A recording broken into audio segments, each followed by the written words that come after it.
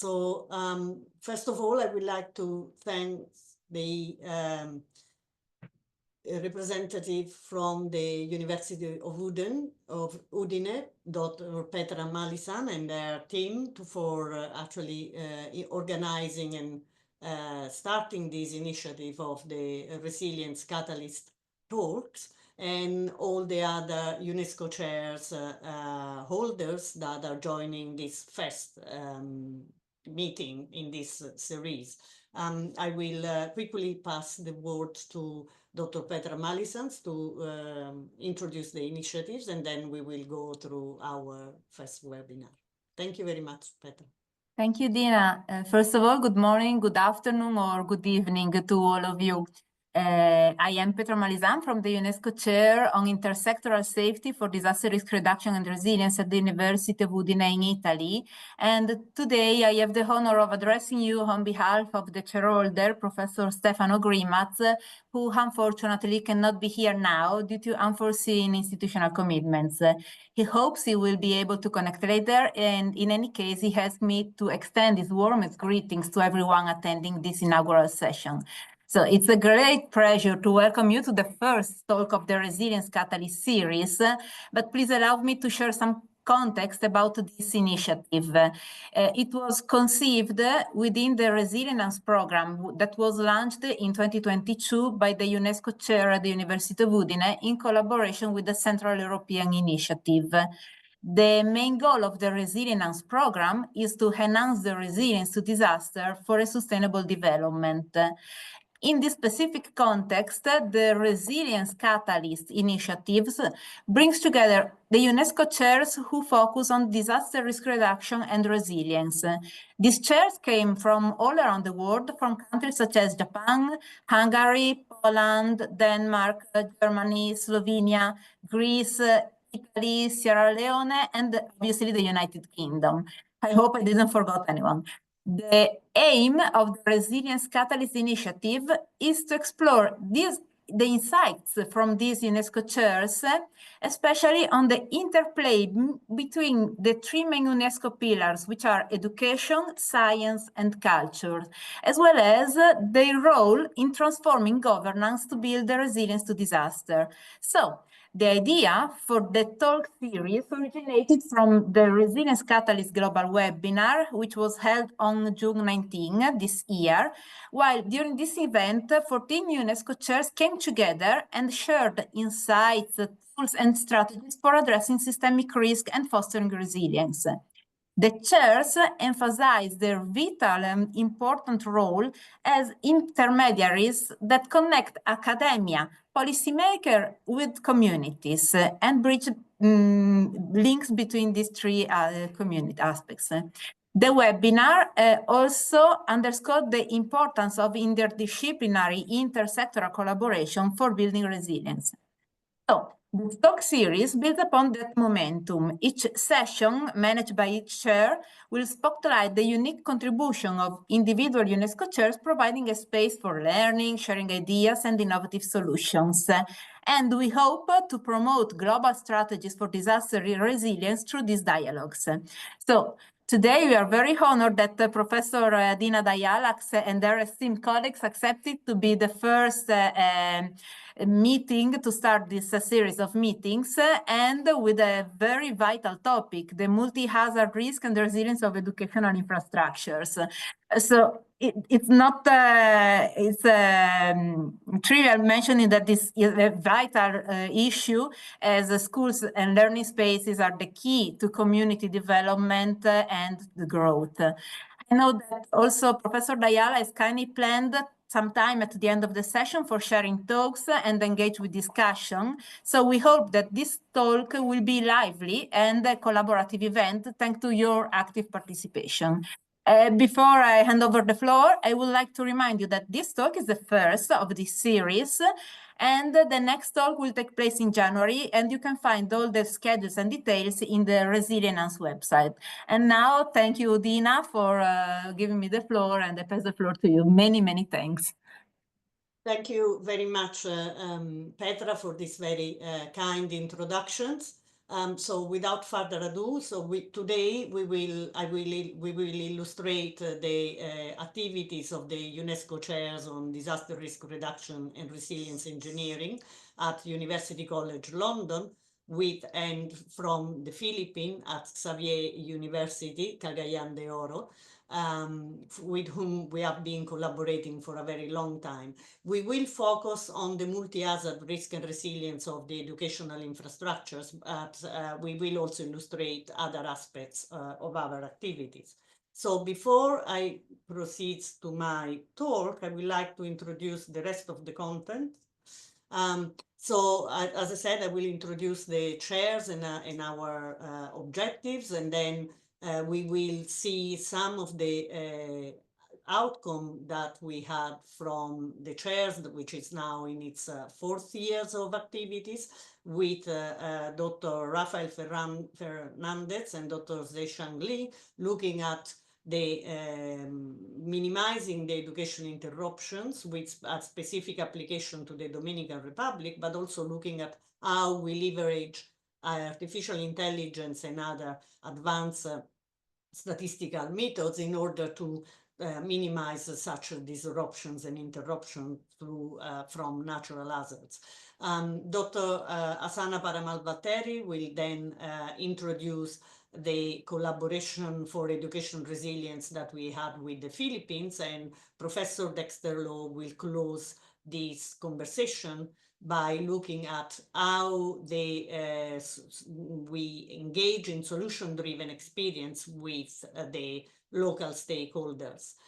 Before I continue in the talk, as Petra already introduced, we would like very much to have a nice and lively debate at the end of our intervention. So if you could please put your question and answer and comments in the Q&A windows that you have on your Zoom link, then we will respond live, and we will open your mic from there at the end of the conversation. If you do not wish to speak directly, then let us know and we can answer your questions in writing. So, as I said, the UNESCO Chair in Disaster Risk Reduction and Resilience Engineering was instituted at University College London in 2021 in September. So we've just gone over 3 years now, and we are in our fourth year. From the beginning, collaborating with a number of different institutions across the world, from Xavier University in the Philippines to the Universidad de los Andes in Bogota, Colombia, and also the ANSET Nepal, which is an organization that looks after building resilience in Nepal, which many of you will be familiar with. So the chair has a plan which can be articulated in 4 different objectives. Here you can see what are our activities and also who are our contributors and our stakeholders and interlocutors. The first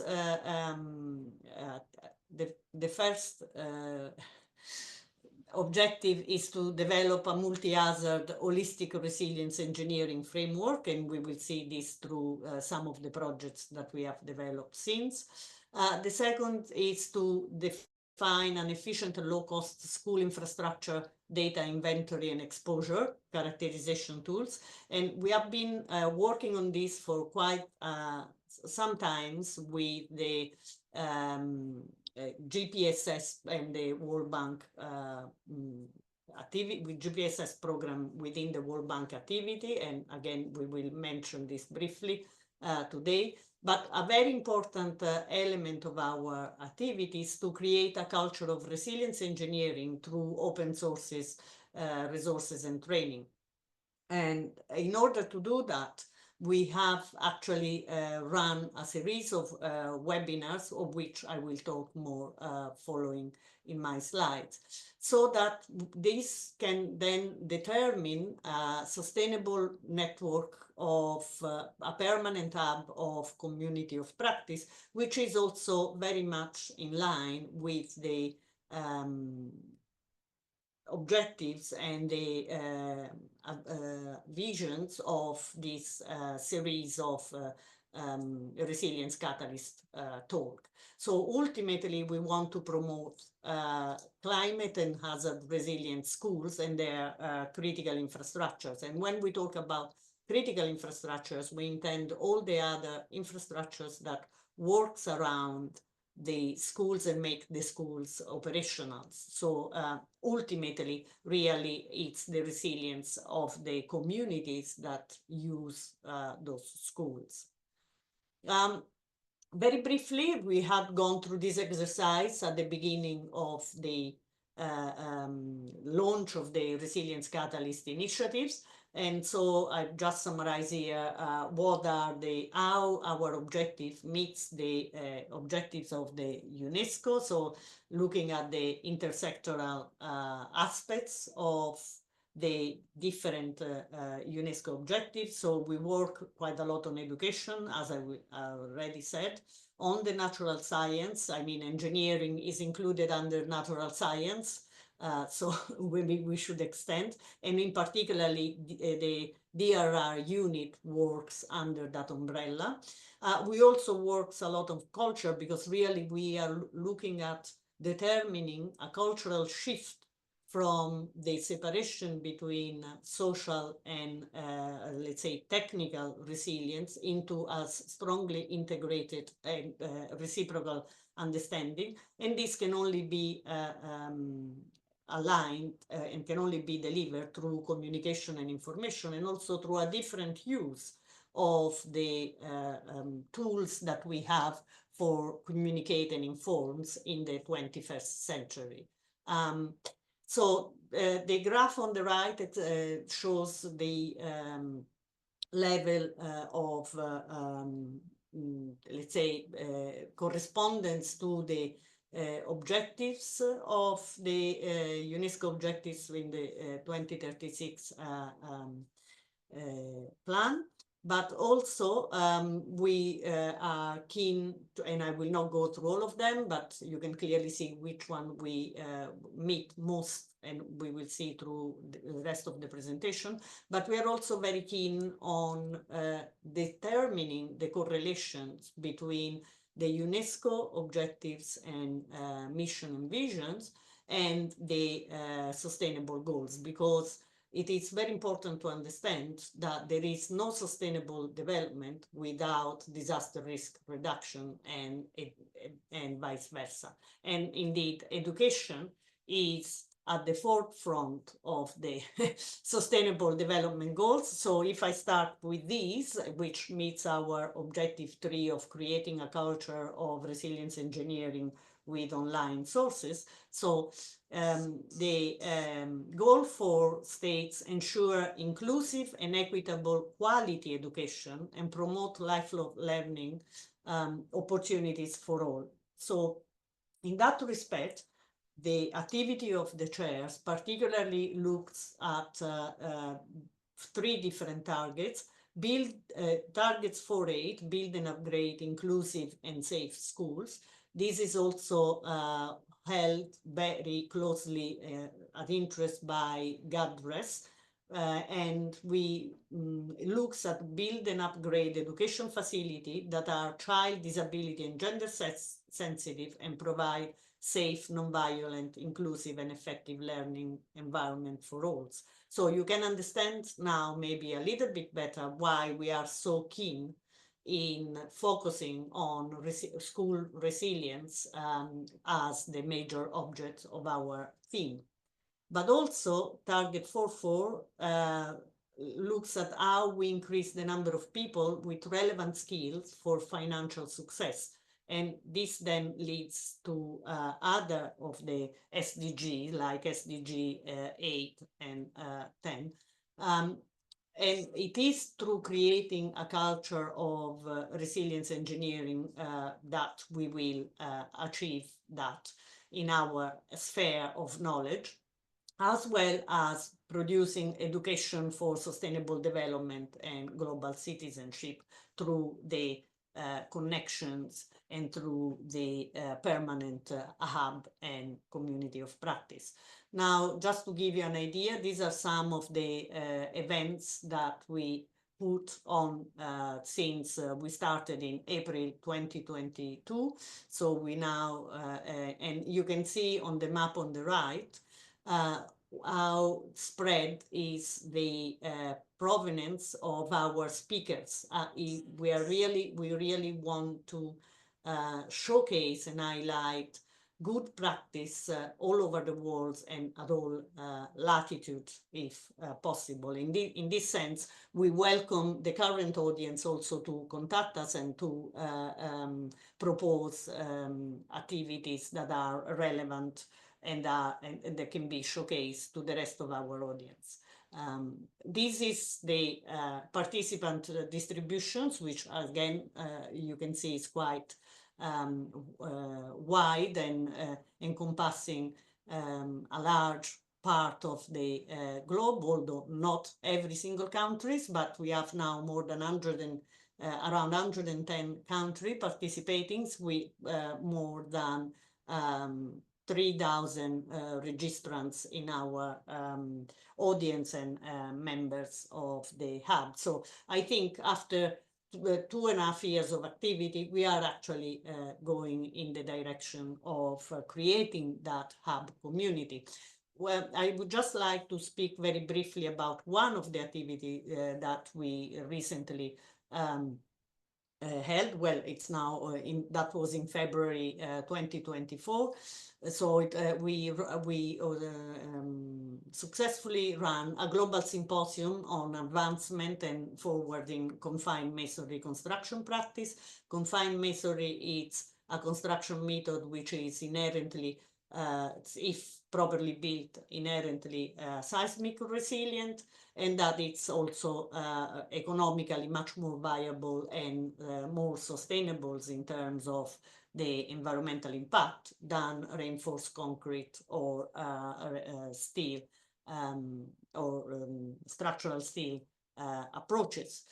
This is quite commonly implemented in many developing countries, but in some of them standards and regulation are lacking. So the aim of the symposium was to actually look at how we can transfer this information and these standards from one country to the other one, remaining specific and peculiar to the characteristic of that country.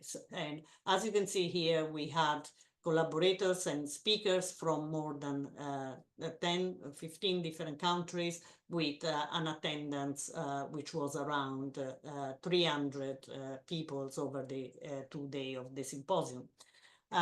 So we consider this a relatively successful event, and one that has then had several spreads. But this is the full list of the webinars that we have delivered so far, and you can find all of them in our on our website. Please visit, and they are all recorded, and you can download and listen to them whenever you like. There are also, some of these are also training courses, not just talks. So in the sense of creating that community of practice, these are some statistics about it, but I will not particularly dwell on it. But this was recently run after about 20 of our seminars, and as you can see, there is still appetite for more seminars in this field, and people seem to be sufficiently satisfied. One of the issues that we face is that most of the people that are attending are actually coming from academia, and we really want to impact more also on governmental institution and industry, because ultimately these are the channel through which then the culture and the practice is going to be changed. So in terms of the Sustainable Goals number 9, we build resilient infrastructures, promote inclusive and sustainable industrialization, and foster innovation. This clearly speaks to our objective number 1, multi-hazard holistic engineering resilience. And particularly, we look at the facilitate sustainable infrastructure development for developing countries. So I mentioned earlier the GADRES, the Global Alliance for Disaster Risk Reduction and Resilience in the Education Sectors, and their comprehensive school safety framework, 2022-2030. We now have 6 more years to implement this. The work that the chair does looks particularly at Pillar 1, safer learning facilities, by applying a clear understanding of exposure, vulnerability, and multi-hazards. And we can only reduce risk here if we manage to increase resilience within, which is the main objective of the comprehensive school safety framework. In that respect, we can act on the school infrastructures, so safer infrastructures to natural hazards, to health hazards, and to man-made hazards. I've already mentioned the comprehensive framework but we also need to look at functional infrastructure. So, because that makes it then sustainable and durable. So sufficient space, adequate sanitary facilities, electricity and internet connectivity. Again, there are guidelines from UNICEF on that, but we need to see to which extent these are implemented and how they are implemented, and what are the costs that are associated with it. The UNESCO chairs in Udine actually does quite some work on the WASH and on these aspects on functionality of schools, and maybe we can have more conversations later about it.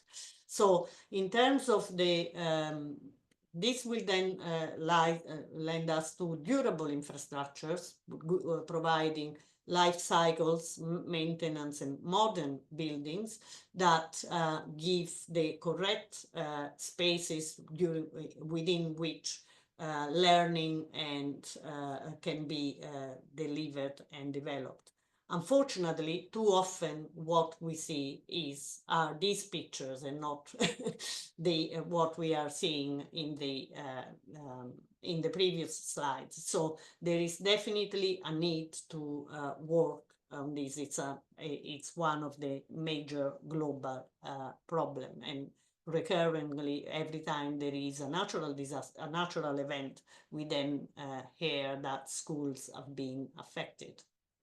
So in order to look into this, we have teamed up with the UNESCO Disaster Risk Reduction Unit in Paris through the BERLAC projects to minimize education disruption in the Dominican Republic. I will not speak much about this, except that it was a very interesting and let's say fruitful project that are also from our parts, but with a very high investment and commitment also from the Dominican Republic government.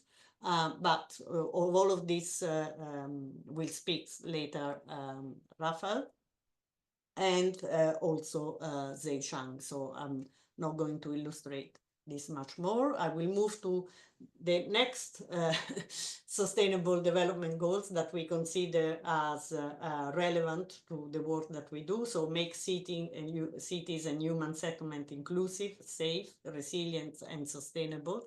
In particular, we look at target 11.5, reduce the adverse effect of natural disaster.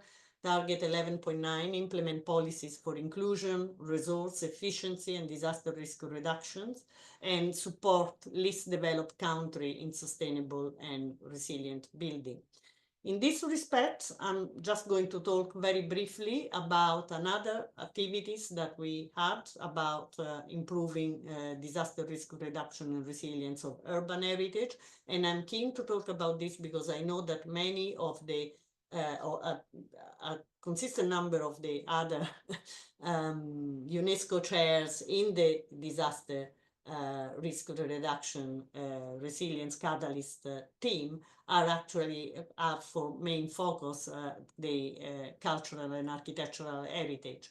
And we have been working on this for a very long time as myself as a researcher and with other colleagues. And we have developed a performance-based probabilistic seismic risk assessment for heritage at the urban scales. And these applications have been worked through the FAMIVE approach, which, as I said, I developed some 20 years ago, but I continue to update and so on. So these particular activity have been developed with colleagues in Italy, Spain and Chile in the latest development, but the procedure and the approach has been applied also to Algeria, Jordan, indeed the Philippines, Nepal, and many other countries worldwide.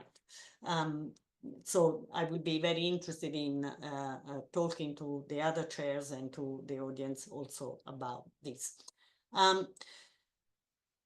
Very relevant to the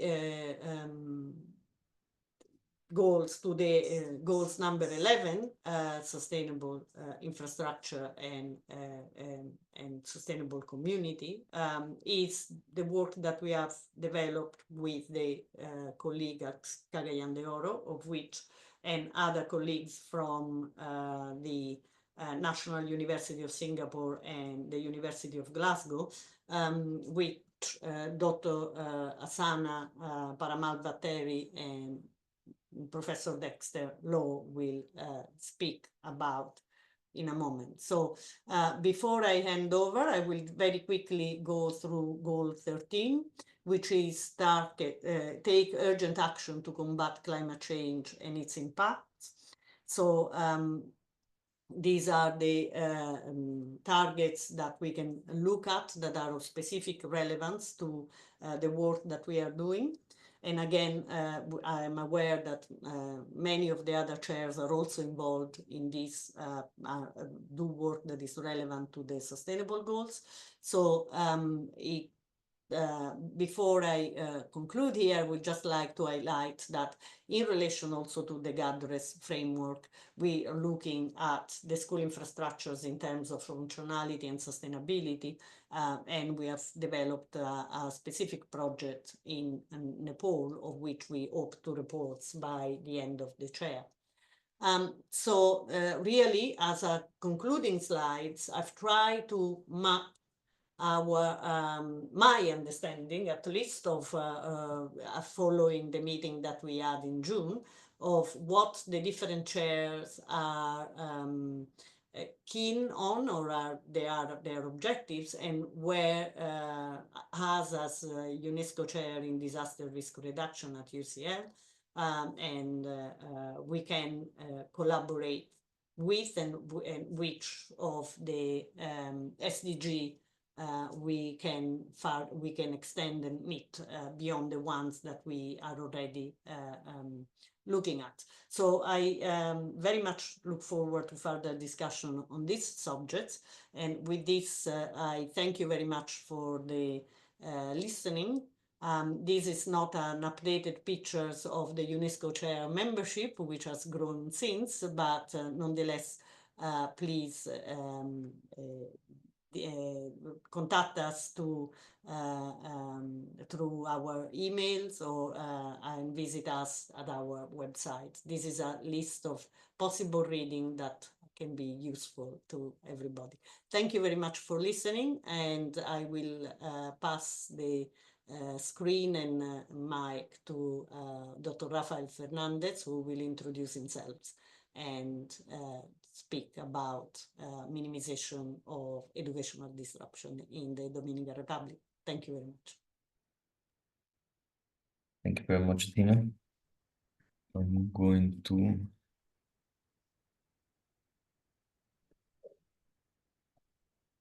share my screen. Can you confirm if you can see it? Yes, we can.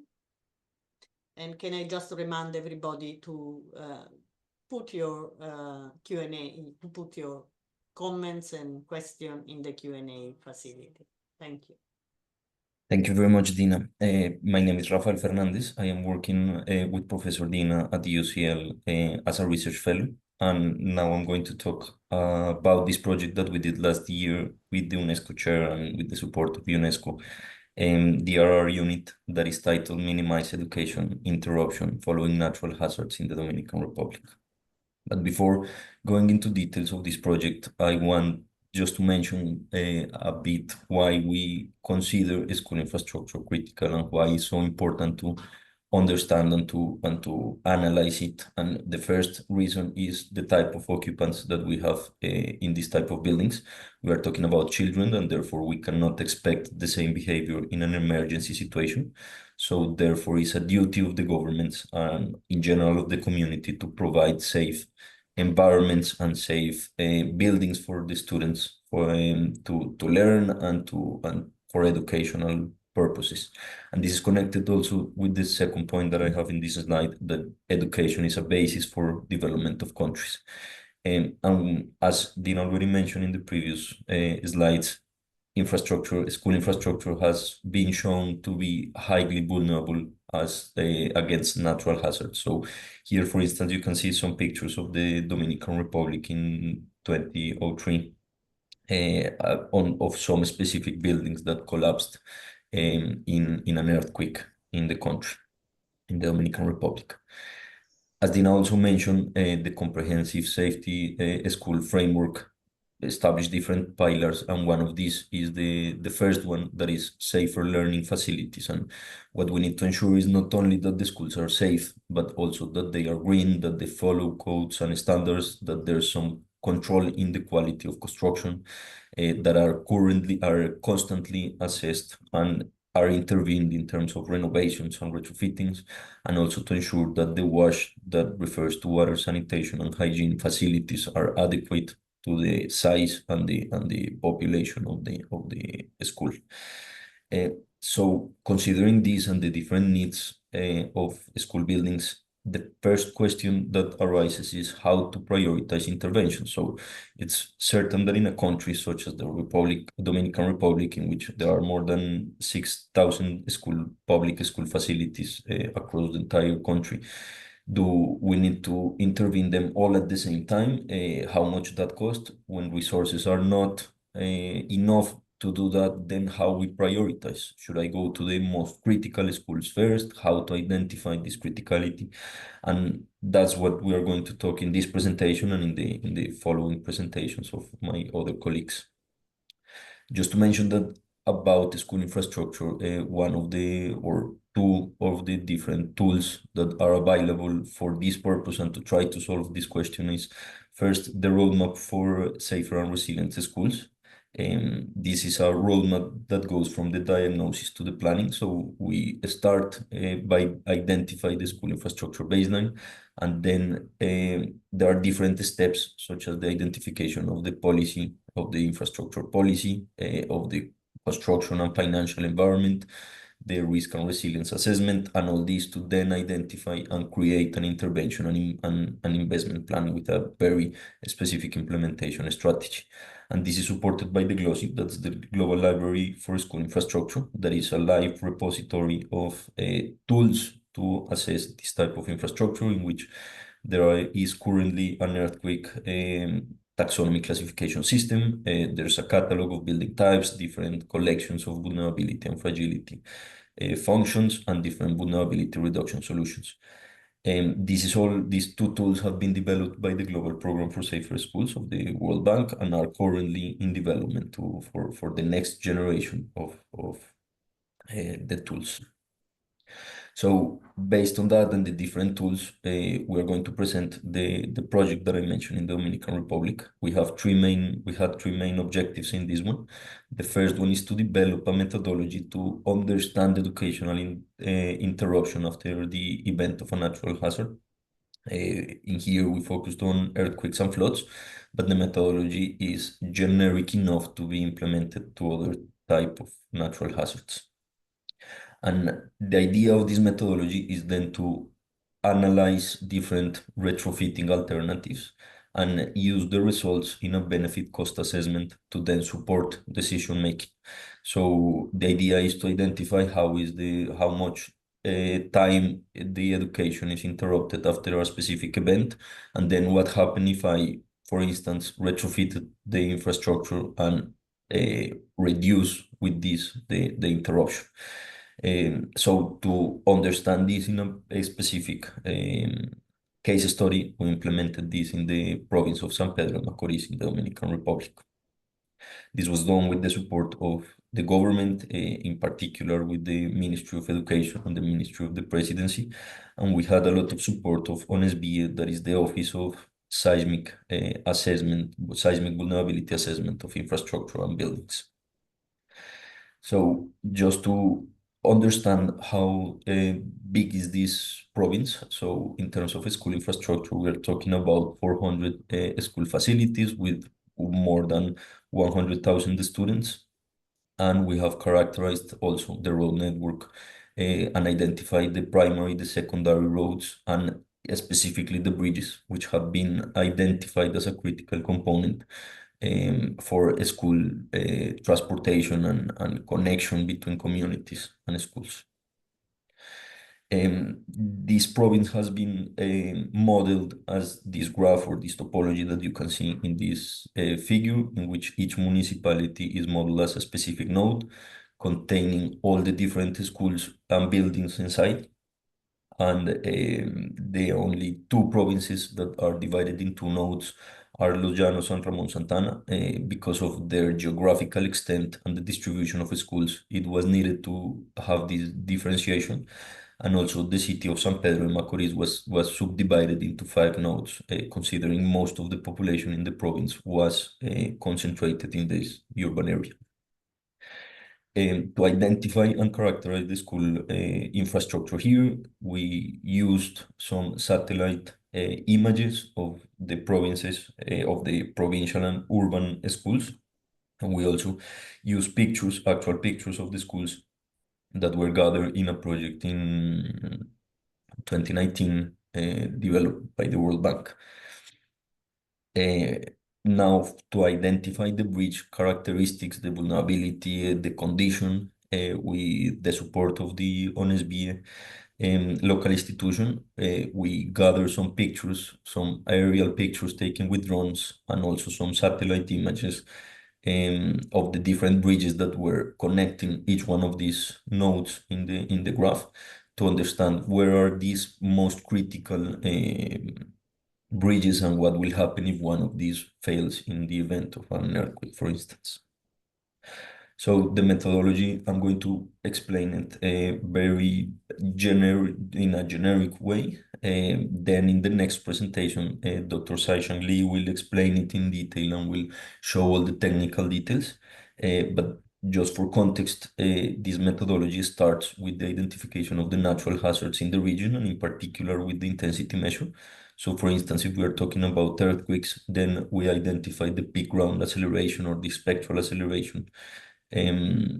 But if we are talking about floods, then we identify the depth of the flood.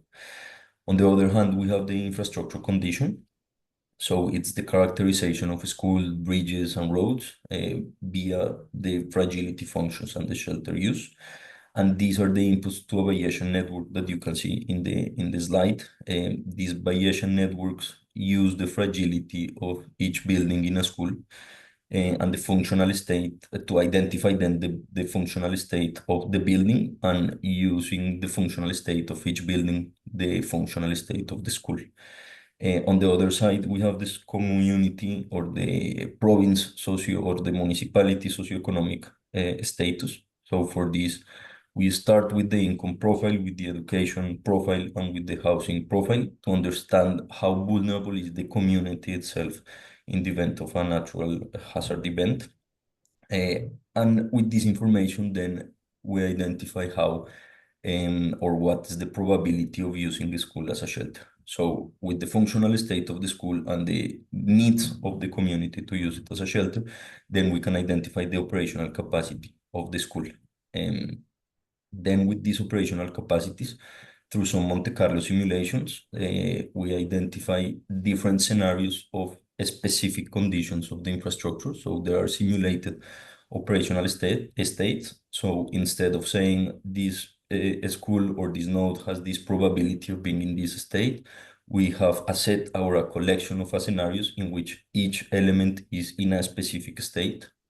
And this is then used and evaluated each one of the scenarios using an agent-based model that considering two different agents, one as the school operator and one as the bridge operator, they start going and interacting between themselves to recover the education as soon as possible.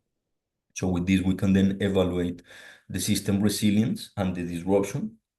And then together with the retrofitting strategies, we can see how the improved system and how the system can be improved and the educational disruption can be shortened. So I'm going to show you the seismic hazard, then we are going to talk about the flood hazard. In terms of seismic, you can see here the island La Española and the global earthquake model at distribution, PGA distribution for 500 years of return period. We also collected a set of fragility functions from literature. So you can see here the school buildings. We had very good characterization of the buildings in the Dominican Republic using information from previous projects. So each typology or index building was assigned with a specific fragility function. And for the bridges, we identify from the literature those typologies that were similar to the ones that we found in the Dominican Republic to assign a specific fragility function as well. So using the graph that I presented previously and all the information of the schools and bridges, then we can identify the recovery of school operations. So this graph, how you read it is, here you have in the x-axis the recovery time and in the y-axis the percentage of students with access to education. So before the time zero, we have 100% of students with education. After the occurrence of the natural hazard event, it goes to zero, and it keeps a couple of days while the infrastructure is assessed to identify the safety condition after the event. And then you can see how the education is recovered through time via or using the interaction of these two agents. But recovery is not a straight path. It depends on many factors, and there's a lot of uncertainty. And for instance, the criticality, how these agents should go and how they interact between them is a critical step. So you can see, for instance, that different strategies are evaluated in here. And how one of these strategies can take more time to recover and will do it in a slower pace than other types of strategies. And Saishan will explain this in detail and will discuss how this was obtained. But the idea here is to show that this is not a straightforward process in the sense that we will have a lot of uncertainty and this needs to be considered the different factors in this recovery of education. But however, this was the condition of the building as it is, but we can then identify, for instance, what will happen if we retrofit all the buildings, all the school buildings and all the bridges, or separate only the schools, only the bridges, or subsets of schools and bridges. And what we can see in this picture is that if we go with the original strategy without retrofitting anything, we will spend around 200 days to recover the entire percentage of students with access to education. But then if we reduce, if we implement the retrofitting, we can reduce these days to 168. So we can reduce around 20% of the education interruption.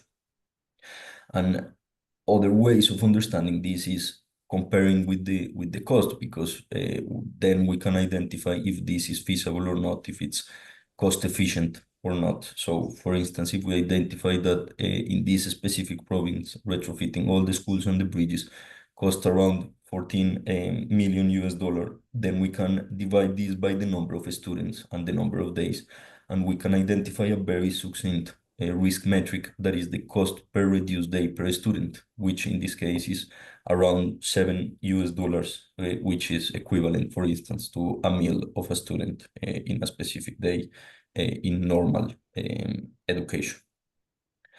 We did a very similar exercise with floods using information from the Ministry of Environment in the country, and specific in the region of San Pedro de Macorís. We identified those areas susceptible of flooding, and we also identified some vulnerability functions for each one of the typologies, and a specific dry proofing mitigation strategy for floods. There are different type of strategies and different ways of making buildings resilient. This is just one that we want to analyze its feasibility.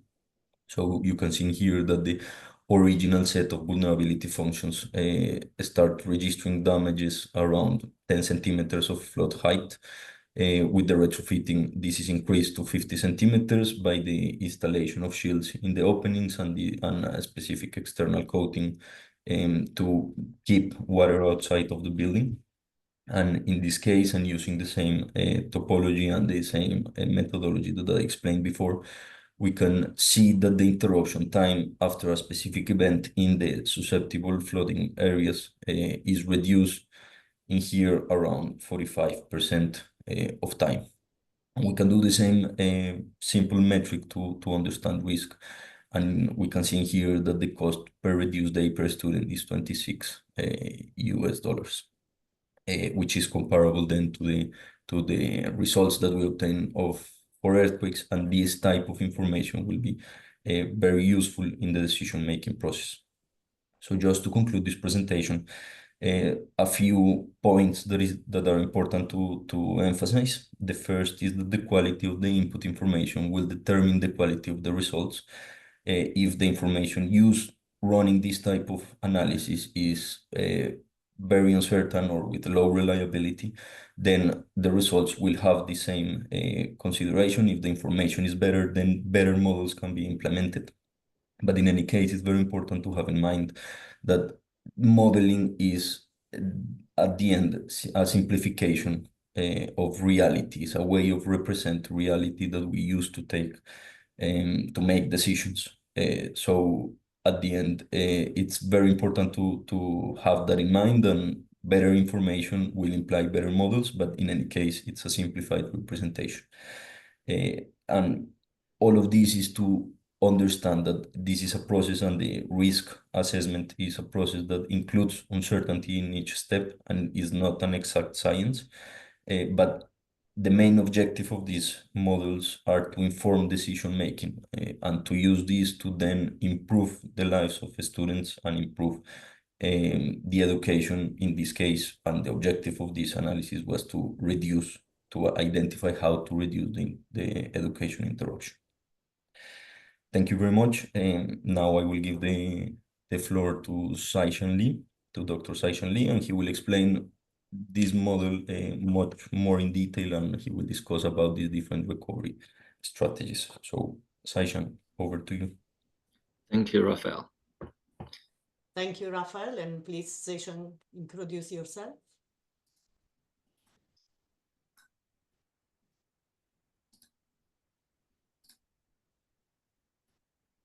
Can you see my screen? Okay, thank you. Thank you, Dina. Thank you, Rafael, for your introductions. I'm Saishan Li. I'm a postdoctoral researcher working in the UNESCO Chair on disaster risk reduction and resilience engineering.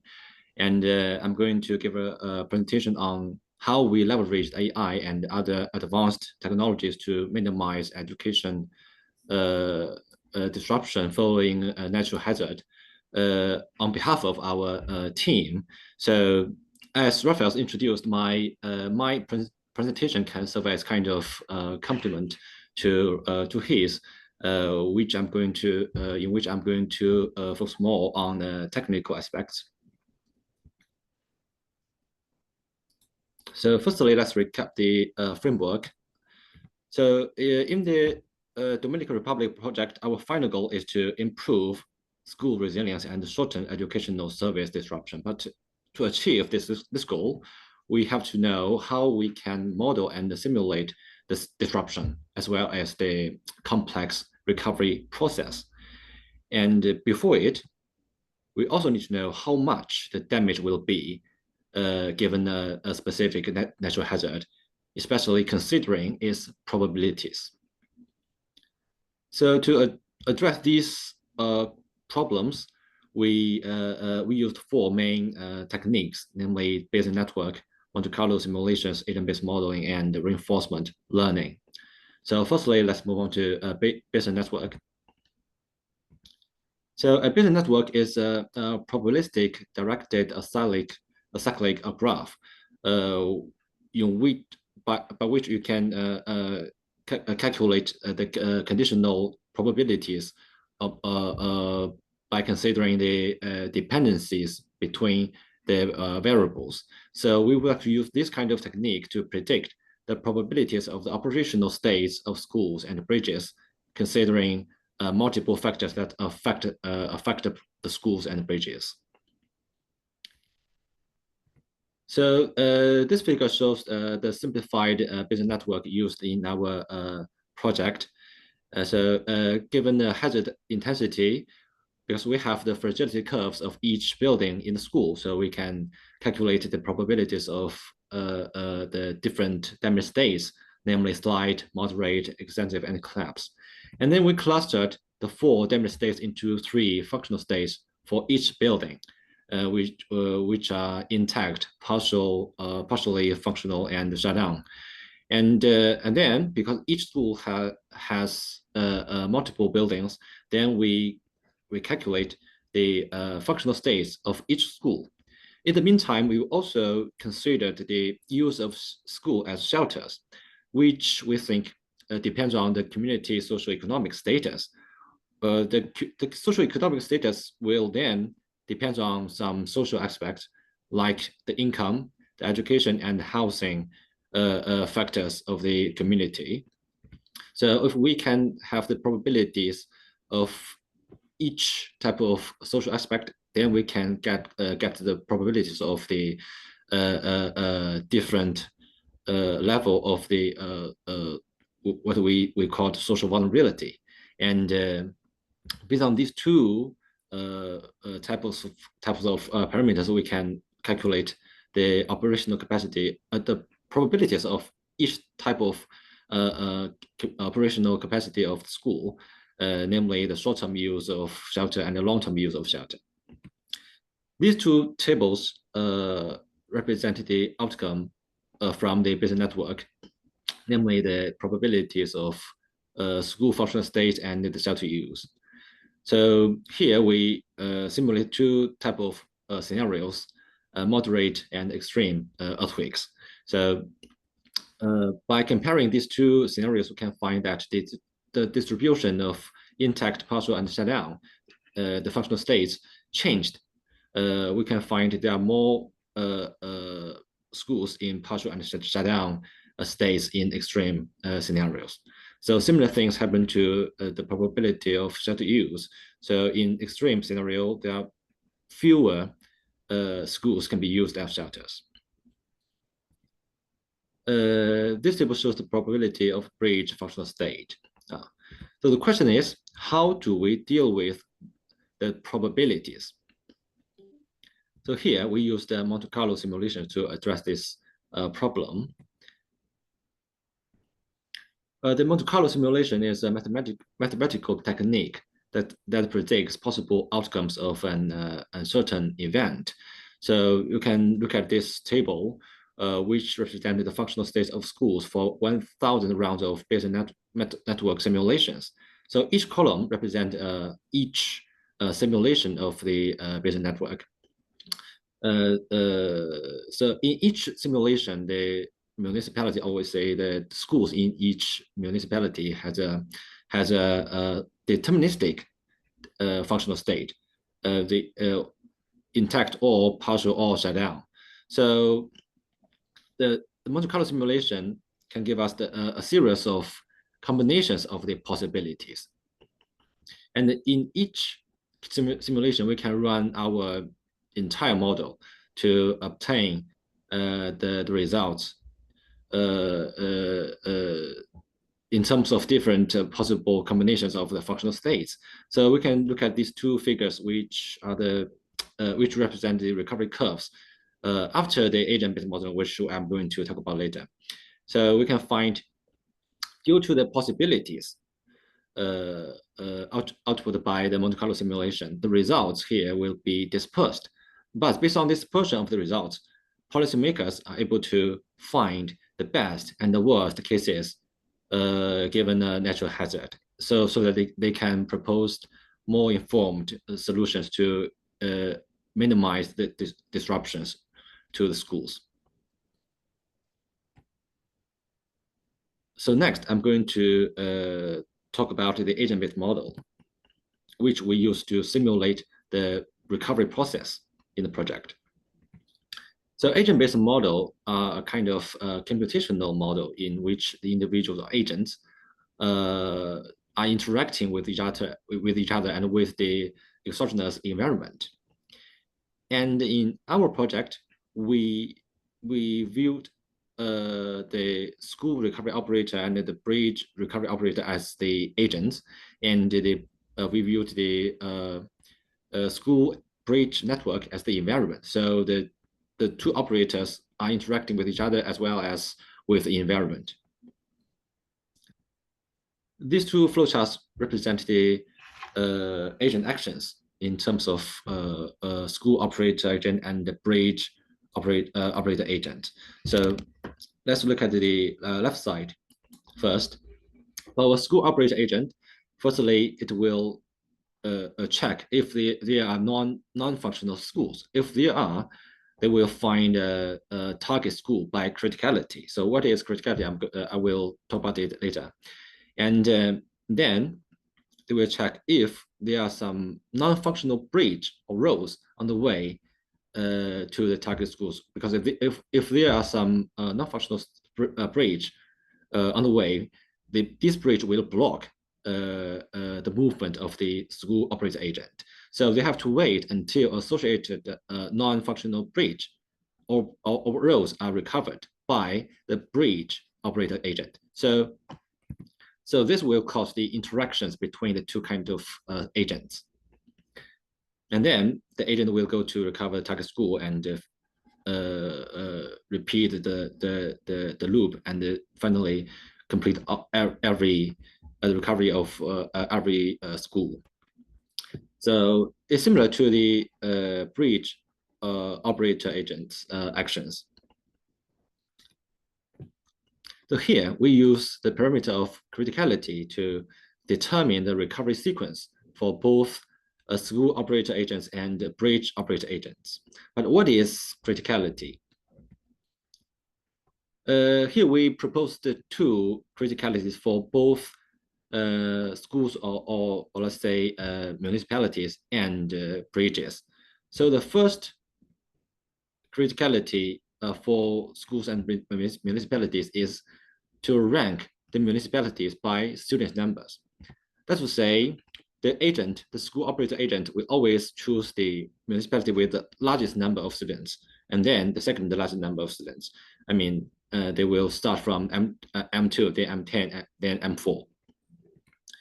Another municipality criticality is to rank the municipalities by school building damage state, because we run the agent-based model in after Monte Carlo simulation, so we can run agent-based model in each simulation of the Monte Carlo simulation.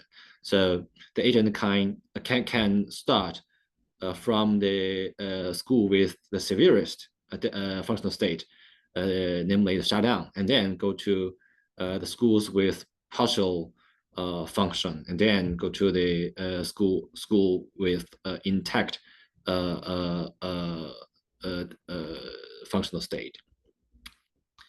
And for bridges, the first criticality setting is to rank the bridges by between essentiality. So the between essentiality is kind of measure to determine the importance of the edge in the network. So here, we calculated the between essentiality of each road link. That would say the bridge operator agent will firstly recover the bridges on the road link with the highest between essentiality, and then to the second highest between essentiality. So this figure shows the ranking in terms of between essentiality from 1 to 6. And another criticality is to rank bridges following recovery sequence of schools. That would say, if we determined the recovery sequence of schools, then we can find the sequence of the bridges they pass. So the bridge operator agent will follow that kind of sequence to recover the bridges. We can also just like the bridge operator serves the school operator. And based on these 4 criticalities, we can have 4 different strategies for recovery. But I have to say that these criticalities are all static. That's to say, we preset this kind of sequence before simulation. And we also proposed a dynamic criticality based on the greedy algorithm by ranking municipalities by maximizing education recovery on each time step. That's to say, the school agent will look for the most efficient recovery action on each time step by using the value calculated by this equation, the number of students in target municipality divided by the total time needed to recover the target municipality. And the time includes the time for recovering both schools and the bridges blocking the way, and the travel times of school operator and the bridge operator. So this figure shows the this figure has been shown by Raphael, and I'm not going to give more detail on this figure, but this figure shows the performance of different criticality settings. We can find the greedy algorithm-based strategy performs better in terms of the efficiency, although it didn't end up with the shortest recovery time. And these 2 figures shows the recovery curves after retrofitting in both earthquake and the flood scenarios, which shows that our models can allow what-if analysis. All of these models are run in a MATLAB program, including several different modules like Bayesian network modules and Monte Carlo module, agent-based module, and the criticality computation module.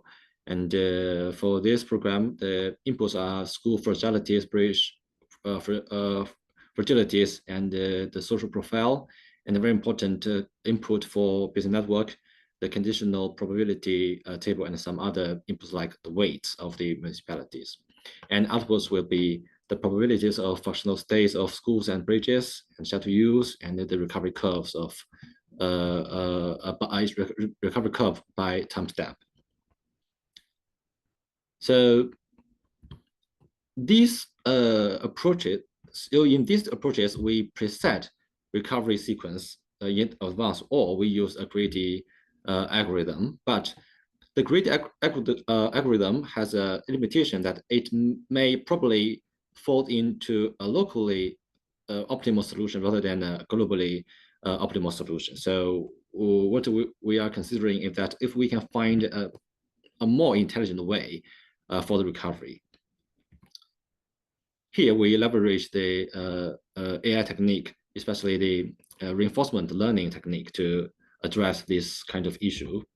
So reinforcement learning is an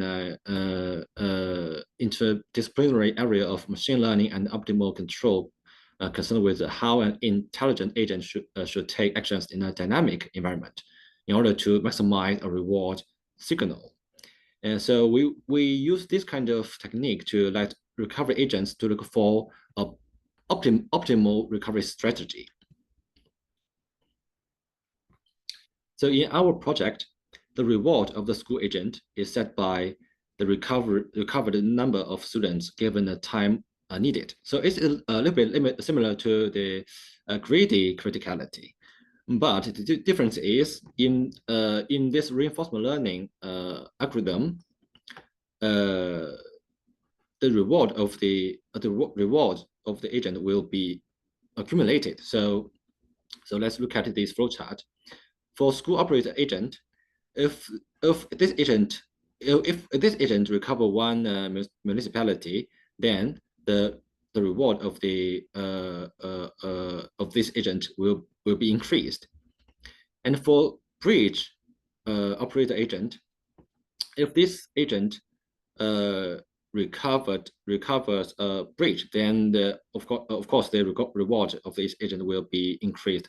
And if the recovers the bridge, which is just the bridge blocking the school agent's way, then we will give more reward to this agent. And if this agent cannot arrive at the target bridge by other damaged bridge blocking their way, then we will give a negative reward to this agent. So in this model, finally, these two agents can find the optimal recovery sequence for both schools and bridges. Here we use the DeepQ network algorithm, and we use the pattern language here.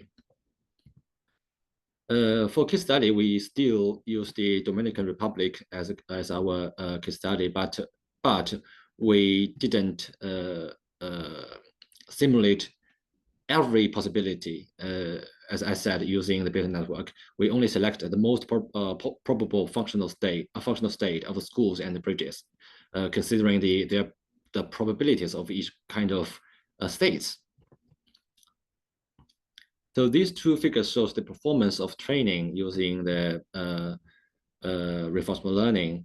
We can find that both the total reward of recovering schools and the total recovery times can converge after several hundreds of episodes. And this figure shows the effectiveness for education recovery. Here we compare the reinforcement learning-based strategy with other strategies which I introduced previously. We can find that we can find that this kind of strategy using reinforcement learning performs the best in terms of both recovery time and resilience value. So for future work, firstly, we will reduce the simplifications in the modules to fit better real-world scenarios, which will be much more complex. And it will also involve the uncertainties in the reinforcement learning model, because currently we only run the model in a deterministic scenario.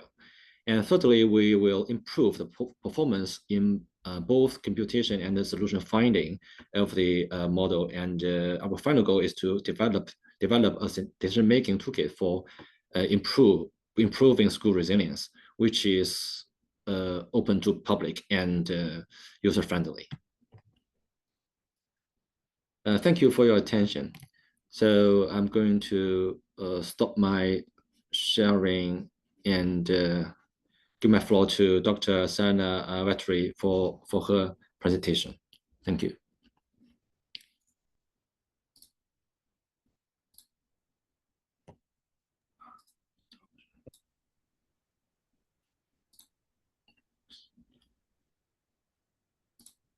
Hi, everyone. Can you hear me well? Sorry, I'm muted. Yeah, okay. Thank you very much, Zeishan, for your presentations. And I will now go on to Asana Paramagvateri presentation. Asana, if you want to introduce yourself. Yeah. please, and progress. We will now look at more about the interactions with the stakeholders and with other colleagues from other universities. Thank you. Let me just share my screen first.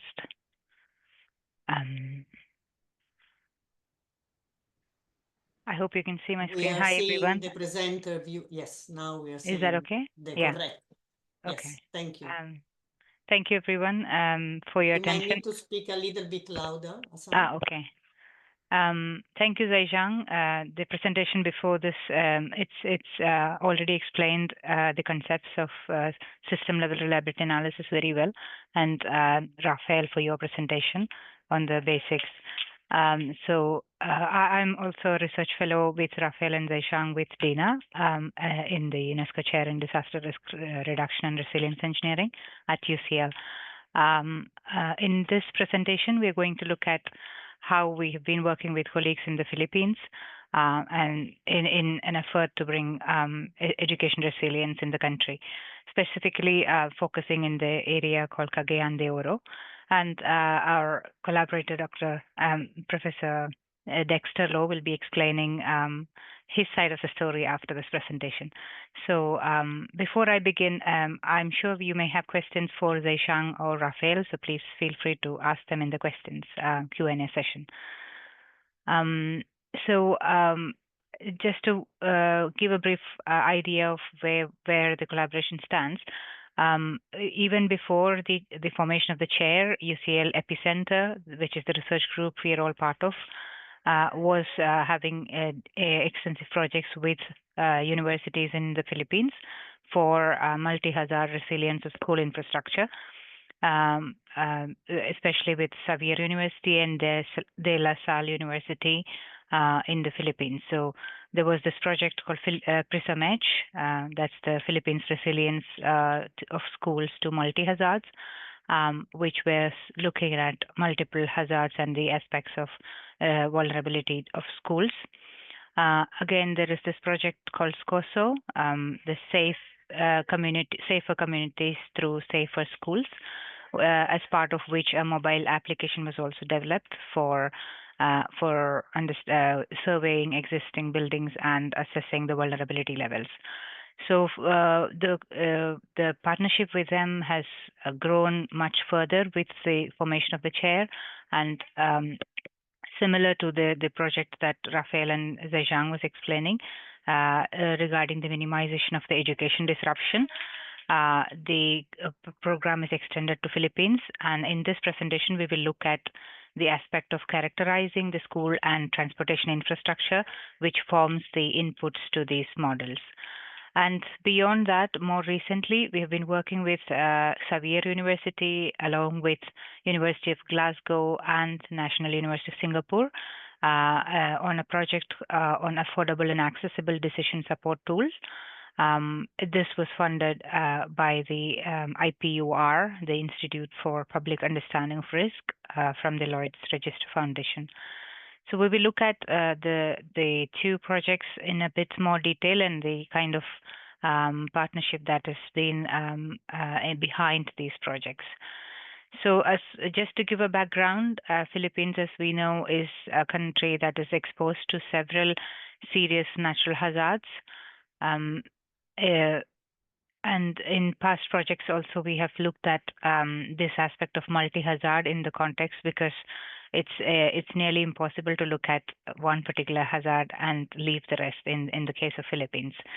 So in this, the overall framework of projects that let it be it any hazard, maybe earthquakes or tropical storms or floods, they impact our infrastructure, the physical elements such as the school buildings or the road network, the bridges, the roadways, and also the community that uses these facilities. So there is this element of physical damage to this infrastructure, while also having an effect on the community and their residents, which would then require them to use schools as shelters. So in the previous presentations, we saw how that interaction is being taken account in the models. So in this presentation, let's look at the characterization aspect of the infrastructure in more detail. So this was achieved in the first part of the project with the Xavier University and the UNESCO Chair through stakeholder workshops and detailed survey of these assets themselves. So the stakeholder workshop was organized as a hybrid event. The local and the on-site was completely managed by the Xavier University team under Dexter. And this was the chair team was participating online, where we explained the methodology and the motivation behind this work to the participants and the stakeholders, which was very valuable for us because they were the final end users of all of our models and research outputs. So they were the managers and officials and practitioners from the government departments and schools who run schools, like school managers, including the education and transportation departments, the DRM departments of the country. So from them, we were hoping to get some information based on their awareness and experience of these hazards in the past, maybe in their lifetime or beyond from what they know. So it was very interesting to understand what is the real situation in the ground, rather than what we would assume from our wider knowledge of other areas. So it's really important to understand what is the case-specific information in some aspects, such as what is the kind of disruption they actually face, say in the case of flood events. Like, is it in terms of days? Is it in terms of few hours? Or maybe the other extreme, which is months of disruption. So this information will then be very useful to feed into the kind of models that Zhaishang was discussing before. So this was the very first step in our relationship with the local stakeholders in the Philippines. And from where we gathered this information, both for the seismic hazard case and also for the flood hazard case. So next was to look at the school buildings in great detail. Thanks to Rafael, that the GLOSI framework is already introduced, the Global Library of School Infrastructure, which was utilized in this project to survey the school buildings and to understand their typologies. So altogether 7 schools with over 100 buildings were surveyed by the Xavier University team in great detail, such as taking the measurements and the surrounding information for each of them to characterize their seismic and flood vulnerability.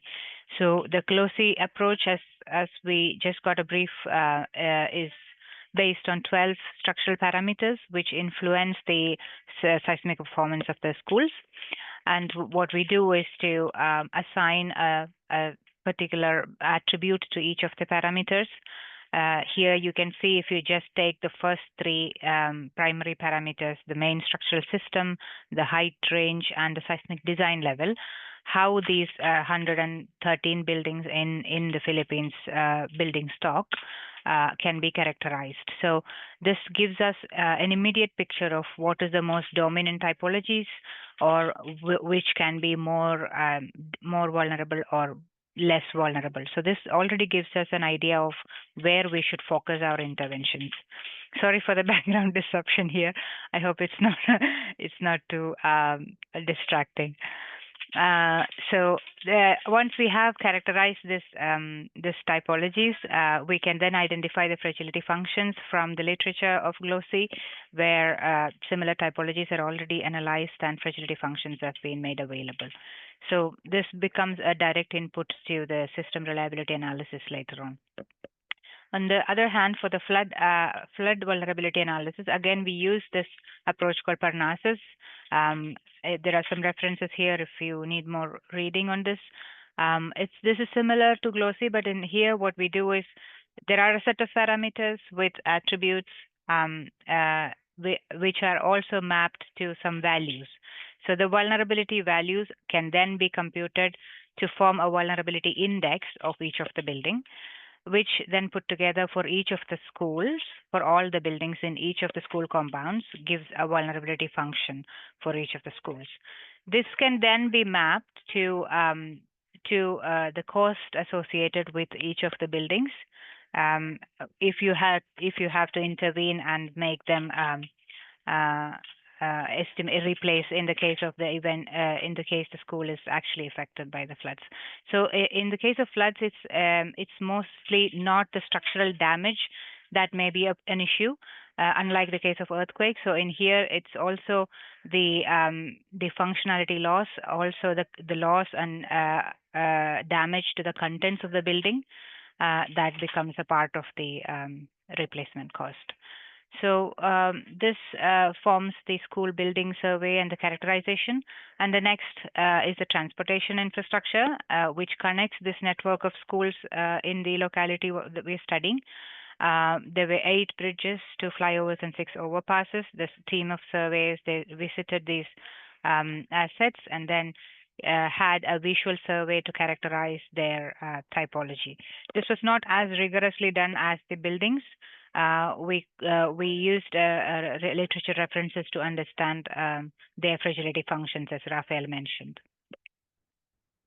So once we do this characterization of education infrastructure, we got this opportunity to work with more colleagues from NUS and University of Glasgow, Dr. Ji-yoon and Dr. Darren, along with Dexter. We did the second project on the IPUR seed grant. So this project was, the main focus was to develop this affordable and accessible decision support tool, which can be used by the local communities in developing countries. So the main focus here was affordability and accessibility and independence in decision making. So the idea was to deliver this tool in a workshop in the country for engineers and practitioners, and then train them to use this tool independently. So this was not a straightforward or one-line process. So the workshop itself is just the starting point of this whole project. So the project delivery was through lectures and field visits and a forum that facilitated risk communication. So the lectures on 3 days for engineers and planners and resilience practitioners from different departments like education, public works, and science and technology, and DRM. They were very keen on listening to our lectures on both these characterization efforts and also the decision support tool itself. So, and we also got opportunity to interact with MSc students of Xavier University, which was again a very refreshing experience to know from their perspective. And this tool, which is based on a Bayesian network platform,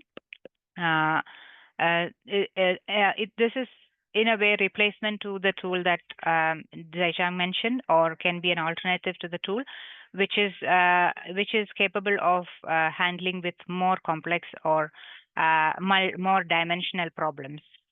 So for this tool to work, we need the data, which is provided by the characterization of the infrastructure. And the system objective was to secure access to schools for the, sorry, one second. And we also did some field visits to the schools and the bridge infrastructure, so that the people who are participating have a first-hand, hands-on experience on characterizing these assets using the Glossy and Parnassus platforms, and also to a slope site to assess the landslide vulnerability. So the risk communication effort, sorry.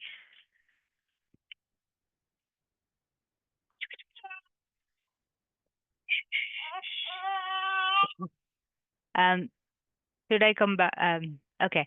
So the idea of risk communication was that to understand from our stakeholders how they currently communicate risk, and what they find is the is the need. So we had 4 questions, 4 guide questions, which would facilitate the discussions. So it's very interesting to know from different departments under the same government may have different views on certain questions. But ultimately, they would like some general implementation of things like we need more customized risk assessment tools for the local language, local context, and the typologies, for example. There is need for rapid assessment tools like the glossy in Parnassus, we assess the buildings in Ps or pre-event conditions, but there is also immense need for assessment tools post-earthquake or post-flood events, which gives you very rapid assessment of available or the safety of the buildings. And there is also similar to what the UNESCO Chair has been doing over the past years. There is need for capacity building in the form of online or in-site trainings. So there is these questions mainly addressed what are the ways that really work in risk communication, what are the matrices that work, and also like just a question on how the responsibility for disaster losses should be shared between governments and individuals. So the main outcome that came out is that while most people agree that the higher share of the loss should be borne by the government, the citizens are also responsible and should be taken a part of the responsibility in the losses. So one other major understanding or the takeaway is that the disaster risk reduction is not a one project task, or it can be achieved in set time, in a short time. So the continuity of research efforts and the knowledge exchange is the key. So as this project being a starting point, we hope to take this forward to the next level. So as a research, early career researchers like us, Zeshang or Rafael and myself, we find it really interesting to work with the chair. And I think one thing that very obviously stands out is the nature of the collaborative research. Everything in the chair so far has been developed through collaborative research with and outside of the university and all the collaborators around the world. And it's a great learning opportunity for us to improve our technical knowledge and also to share the other skills such as people interaction, social networking, and teaching. So as Dina was mentioning, we've been delivering seminars, webinars, online courses, and some tailored training where officers and governments have approached to give tailored training to on specific topics, which is also a very good opportunity for us to put things together, which is in a very useful manner as an end product. So the other side of it is networking, maybe through online resources, online networking, and also through conferences. And I've been part of 2 reconnaissance missions after starting to work with the chair, which was a great learning opportunity, although the conditions are not very ideal. But yeah, it gives you an opportunity to travel and you learn to manage different things, also managing the projects while also having a balance with life and your work-life situations. So I would like to thank everybody for your presentation, and I'm happy to take questions. Thank you. Thank you very much, Asana. A clear example of work-life balance with your baby on your arms. You're balancing very well. I forgot to mention that I'm currently on my maternity leave, and I'm happy to join them for the webinar. So that's why. Thank you. We can just see the baby, but that's fine. Hopefully she's enjoying the presentation. Yeah, she's already a pro. Thank you very much. Thank and you. With this, I think we are at our last but definitely not least presentation. Please, Dexter, if you want to open your mic and share your slides and Please feel free to introduce yourself and your relationship with the chair. Thank you. I hope you can see the screen now. Yes. Yes. Hello, everyone. So thank you for inviting me here. I'm Dexter from Xavier University. You have heard repeatedly, it has been mentioned that we are the local partner of the chair here in the Philippines, and we are very grateful and happy to be part of this. So for this talk, I will share or walk you through the experience of the local stakeholders on how all this science and technology that you have heard earlier impact to the lives of people here who are actually the ones at risk. So I think you already know, and it's been in the news, that the Philippines is still the most at-risk country for 16 straight years. This has not changed. We are not proud of this, of course. And if you dive deep into these statistics or this study, this is also because our vulnerability is really high. Other than the many hazards that affect the nation or the country, but it's really I think we need to understand or to zoom in the vulnerability here, which is a very big score. And this talks about our susceptibility, our lack of coping capacity, and adaptive capacity. And so, indeed, no, we in the Philippines, all over the country, we have been doing our best. We produce risk maps, which has been prescribed by government agencies. There are templates available. And these are just some of the examples for the city that the chair has been working with. So we have, for example, risk on population in terms of flood. We're also able to map out the risk of roads and bridges, which was also mentioned earlier by Asana and others.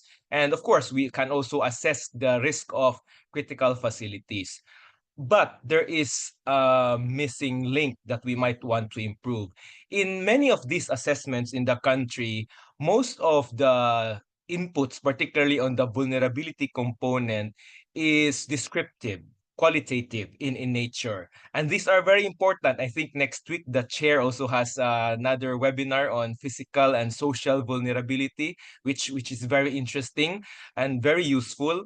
But we thought we can also make improvement in the vulnerability assessment to consider more physical, structural components and functional components of these exposed elements.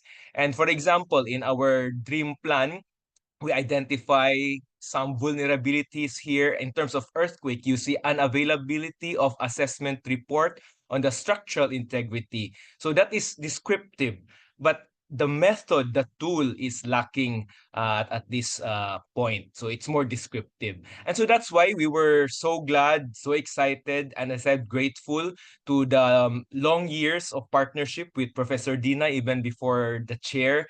Back in SCOSO, this was already discussed by Asana, and then the PRISM-H, and now with the UCL. The UNESCO Chair. So basically, with the recent project, I think this exemplified very, it really emphasized the need of many cities or communities in developing countries like the Philippines, where we need affordable and accessible decision support tools against hazard risk for local communities in developing countries. And just to place that in framework, what Asana actually already mentioned earlier, and which we are very grateful, because when we came up with this framework, the chair allowed us to co-create with them, no? And I think that's very important for us. Immediately we have the buy-in because we are part of the process, and we're saying that effective DRR needs to be affordable, and it has some attributes here: accessible, but also it needs to be solutions driven. We already have lots of problem in developing countries. We want solutions now. So Asana has already talked about the workshop that we did here together with the site survey, etc. So I am now sharing to you the impressions or the comments of our participants and some stakeholders from the Department of Science and Technology, also my former student, but now working there. He said that it is important for us, local resilient practitioners, to understand, localize, and apply our learnings in advocating for resilience in our local community. So localization is important. Another partner, who is a geologist from the city DRRM department, said that the fact that you can get a fragility curve and vulnerability function just from a taxonomical scale is very helpful, as it cuts costs and saves time without compromising data quality, but quantitatively assessing a school building seismic vulnerability. This is very empowering for us, which we are really very much grateful to the chair and to our partners. Two more comments from the regional director of the Office of Civil Defense, which is the chair of the regional DRRM Council. He was saying that engineering solutions that are to be consistent with our building code is very important in building infrastructure resilience. So now we are looking at more engineering solutions other than, of course, equally important social, economic related vulnerability components. And Mr. Pagupulaan is actually the head of our city housing and urban development department. We're saying now that our housing, so it now even expands not just schools, but they now see the opportunity that for housing, for example, it should not only be flexible, affordable, innovative, and responsive, but we should add R&S, which is resilient and safe. So it is now the local saying that we can apply this science, this technology that we piloted in school buildings to other types of structures like residential housing and even commercial. So all this, I would have to say that it's not about Xavier University. We were just the vehicle here. We are just part of the very big system of partnership, particularly with UCL and UNESCO Chair and many other partners. But more importantly, our partnership as well with the local community. We did not just study them, we work with them, not just for them. And of course, here's a picture of Dina for the last 10 or 12 years coming over to Xavier personally to interact with local stakeholders. This is a local engineer of the Department of Education, our partners from LaSalle, and for us also an opportunity to be in UCL sharing this learnings that we have a few years ago. So I'll end with some 3 points. I'd say that, well, people will probably see this as projects, but for us, especially in the developing country, we embrace this because this serves as practical solutions. I think that's very important. It's not just a project for us because we are working with people at risk, at the moment as we speak. And of course, this will not be possible without partnership. Again, I cannot overemphasize our gratitude to the chair and to our partners. So thank you for not leaving us behind, even here in this part of the world. And I think the key is also localization, because we have global goals and that's important. But I think at the end of the day, it has to be translated on how much we have been able to empower the people at risk. I think I will end with that note. Salamat. Thank you very much. Salamat, and thank you, Dexter. Thank you very much for concluding our presentations. I think that now Stefano might be online if he wants to provide some words of conclusions of these set of talks, or we can open the microphone to the participants and to the questions. There were several questions online, that some of which have been answered, but Petra, you tell us how to proceed. Please, as you prefer. I don't know if Stefano is Yes, here. Stefano is online. Yes, so please, Stefano. Thank you, Dina. Just a few words. Is the first webinar in the Resilience Catalyst initiative. So I would like to congratulate with Dina. This is a very powerful team in this topic, and I think that we touch two important aspects in the DRR area.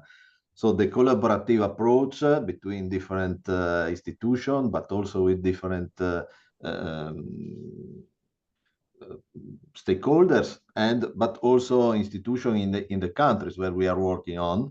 And another aspect that I want to stress is the role of the chairs, not only like think tank, but especially like knowledge bridging from the academy to the practical application and vice versa. It's not only in one sense, but in the both sense. I think that what you explain, what you illustrate in this webinar is perfectly in this in this point of view of the role of the chairs, especially in the disaster risk reduction area. I have only one my personal observation of consideration about the last presentation. Very, very interesting that when you focus the point of practical solution. I think this is a very important aspect because UNESCO stress the necessity to pass to action. So practical solution permit to pass to action. Otherwise, we remain in the theory or in the more generic proposal that have not the possibility to pass to the practical application. Just a consideration, but it's a personal consideration just to start the discussion. Usually there is a sort of competition between quantitative and qualitative approach. It's my opinion that we have to start to try to work putting together these two aspects, because not always is possible to have a quantitative approach, and in the same time we need to put together theory and experience, also indigenous knowledge that not always is quantitative. But the goal, the final goal, so in the research, is how we can introduce in a sort of semi-quantitative or hybrid solution both of them. We can call a sort of pragmatic engineering. We are engineers or in the technical part, but also practical application. This is just my comment about the last presentation. I would like to congratulate to all the team of the UNESCO Chair of the UCL. We are a sort of in the same boat because we work more or less in the same topics. I'm very happy to discover that there are a lot of possible synergies, and this is the goal of this catalyst. Catalyst means we have the possibility to learn each other, to open some new ideas, to create the network. So thank you again, and I hope that we can have other occasion to organize other webinars or the other occasion for collaborate. Thank you again. Thank you very much, Stefano, and thank you again for having actually initiated this set of webinars, and we really look forward to learn much more about also what the other chairs are doing and how we can all work together. I think it would be fair now, because we promised it, to open the mics to people that had several questions. I think some had already been answered, but there is one particularly that I think is directed at me, which says from Sayed Mehrana Mahdi. Thank you very much for asking the question, Sayed. He would like to know how international students and researchers can be involved with our activity at UCL, and most importantly, how their research will be financially supported, and how about the support in terms of facilities. Okay, so I will start by answering the research will be financially supported. As you have seen from the presentations that we have gone through, well, there is first there is one important issue that maybe it's not so well known across our listener, but it's well known across the UNESCO Chair holder. UNESCO doesn't support financially the chairs. The chairs are self-supporting. So we are continuously looking and find funds in order to support our activities. This can be either because our universities help us with funds, or because, as has been the case, for instance, with the interactions with Dexter and the University of Cagayan Xavier Cagayan de Oro, because we have bid together for fundings from international institutions or different sources of funding that can then allow us to bring together certain activities. And of course, Dexter can say more on how his personal research group and activity is supported by Xavier University. But in terms of how you can work with us, we are very open and we are very welcoming of people coming up with idea or requesting, for instance, to use the tools that we are shown today, that we have developed, and so on. And in that sense, we would certainly be supporting you in terms of facilities or in terms of our, let's say, intellectual support.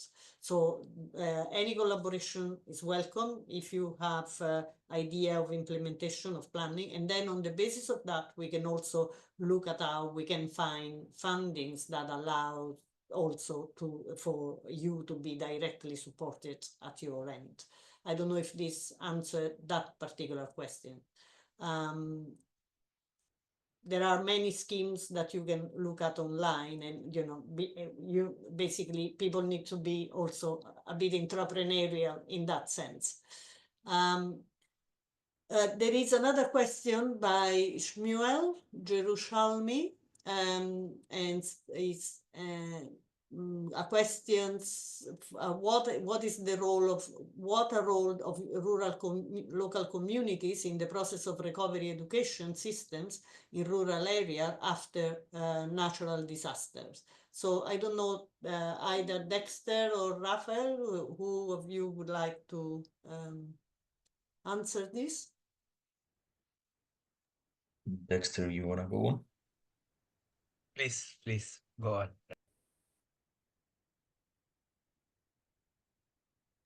Go ahead, Rock. You can start. Sorry, Dina, can you repeat So this? basically the question is about how communities in rural area can support the recovery of the education system. Yeah, I think that maybe later, Dexter, you can talk about your experience in Cagayan de Oro and how to involved. I may talk about how was this relation with the Dominican Republic in the project that we participated. What we did there is actually go to the schools and try to talk to the community, try to understand the needs of the schools. When you go and actually talk to the professors and to the principals, they know very well what they need to improve from their facilities, what are the challenges. And I think that process is very important. We were also discussing with Petra in the Dominican Republic. There was a parallel approach that was the implementation of the BISUS methodology along our project. And I think that the interaction between the school principals and the community was essential to identify the needs and to identify the correct strategies to implement. Sometimes when we do the analysis from other places and just use the maps, the hazard maps and the structural drawings that we have, we can propose some solutions that may not be suitable to the specific case. And we saw that in the Dominican Republic. For instance, we also proposed a retrofitting strategy with steel braces. And when we went and talked with the government and with the communities, they mentioned, like, for us is not ideal that retrofitting strategy, because they need to then they didn't have like the possibility to transport these braces to the rural areas, and they didn't have the technical capacity there to do it. So I think that interaction is fundamental in any of these risk reduction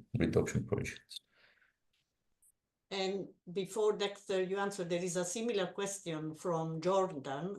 We don't have the name of the attendees, but the question is, how can local community organizations such as professional union, especially the engineering association, present their engineering ideas to government educational institutions?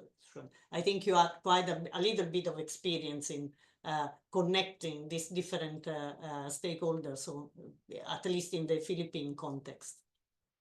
Please. Yeah, so first, when we say local community, it can be the informal community, people working together, grouped together, but it can also mean local community, like the local government at the village level. So, and the phases of disaster, for example, because the question was after the disaster. So clearly, in the Philippine context, for example, although now discouraged, but we cannot neglect that schools are still being used immediately after disaster. So clearly, there is a very strong link with the local community and the school administrators as to how to use the school facilities, but also not to impede in a very long time the disruption of classes, because evacuees or survivors, for example, will be there in school. So clearly, there's a lot of negotiation that can be done there, but I think that's the response stage. I think the more important part is what to do for a longer term, and as Rafael has already stated, most schools, although they are managed, probably even constructed by national government, like in the Philippines, but they are quite far, and access to technology might also be limited. But I think in the Philippines, at least, there is a mechanism in government where the plans from the village can be elevated to a higher part of government, and planning and budget can actually be done, no, or be demonstrated and given to that particular school. And in the Philippine context, there's this Department of Education which also takes care with the infrastructure, not just the modules for teaching. So they also look into that. They have deployed many engineers throughout the country, and this is a pathway that can facilitate conversation with the local communities, as the question is asked. With other stakeholders, just like what we did, we have to recognize that they play a very vital role, that they have these competencies. For example, Dina and I have been also involved with many conferences and meetings with the Association of Structural Engineers of the Philippines. We have invited Dina several times to share the technology that they have there. So clearly, there are so many local actors that we can work with. I think we have to invest on them, and we just have to work with them. I know it is not easy. We have many ideas, sometimes conflicting, but if we remain focused with what we want to do, with the goals, then there's a chance for us to do better. Thank you. Thank you very much, Dexter. And I think this partially also answers the question from Abbas Fatyarzar Koran. Hopefully I've pronounced your surname correctly, which wanted to know how do you contextualize this activity to the Philippines. I think you have answered that. And there is again a question about whether different building infrastructure in Cagayan de Oro has already been assessed or studies for seismic vulnerabilities. We can say yes, some of it, not of course the whole city, but we have actually done work both on the flooding aspects and on the seismic vulnerability aspects. Just in conclusion here, in relation to the question on what local communities can do, there is also the issue of the fact that the schools typically, especially in local community, tend to be, let's say, safer or better built buildings than residential houses, and therefore they tend to then act very often as a place of shelter when a disastrous event occurs, because people might have lost their own homes. This is good in one sense, because people can go to the school and they are not largely displaced if the school is local and, you know, they have a roof over their head. But on the other end, of course, this use of the schools as shelters prevents the education for continuing. So here really the question is how we can make the community totally resilient, but by also improving resilience of the individual homes. And this is where the individuals have a very important role to play, because there is a need to be self-educated and educated at what a resilient home is, and of course to pressurize the government to provide resources for this, but also to use own resources to improve, you know, your own living conditions, basically. With this, I think we are very just shy of 2 minutes, and we would like to introduce the next webinar in the series. So Petra, maybe you want to ask the Professor Yakuntama to Yes, it's a great honor that I introduce the chairholder of the UNESCO Chair on Water, Energy and Disaster Management for Sustainable Development, who will do the next talk of the series at the beginning of January. The date is still to confirm, but you can find all the list in the link I share with everyone in the chat. Please, Professor Tachikawa, if you can just shortly introduce. Thank you. Yeah. Thank you very much, Petro, and thank you very much, and congratulations for the very nice first webinars. I studied a lot. Thank you very much, Diana at UCL. Thank you very much, and our colleagues, very nice presentation. I'm very, very happy to join this webinar. Next, second seminars, our chair, the UNESCO Chair on Water, Energy, and Disaster Management, also for Sustainable Development, with Wendy. I think the date is January 6th from 10 a.m. right? Yeah. So we will prepare. In Japan, we have many flood disaster and earthquake disasters. So how to manage these disasters very much important. So we are very happy to share the content of the chairs and how we can collaborate with international partners. Hope that to see you on January 6th. Thank you very much. Thank you. Thank you so much. Thank you, Professor Tachikawa, and we very much look forward to hear more about the Wendy chair, of which I think has gone on for quite a long time and is very successful in their interaction with the rest of the world. So, yeah, thank you.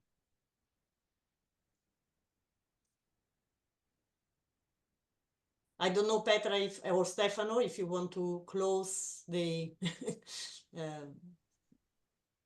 I don't know if Stefano wants to say something, but I want really to thank you for this great webinar, to thank UNESCO also for supporting us in this Resilience Catalyst series, and all the participants for this very interesting debate, and for you presenters for these very, very interesting comments and topics. Thank you. Thank you again, everybody. Sorry, Stefano, please. No, thank you again to all of you. I hope that this is the first step of a long trip that we organize together. So if everybody have ideas, we are open to create this catalyst space for new ideas and collaboration. So congratulations to Dina.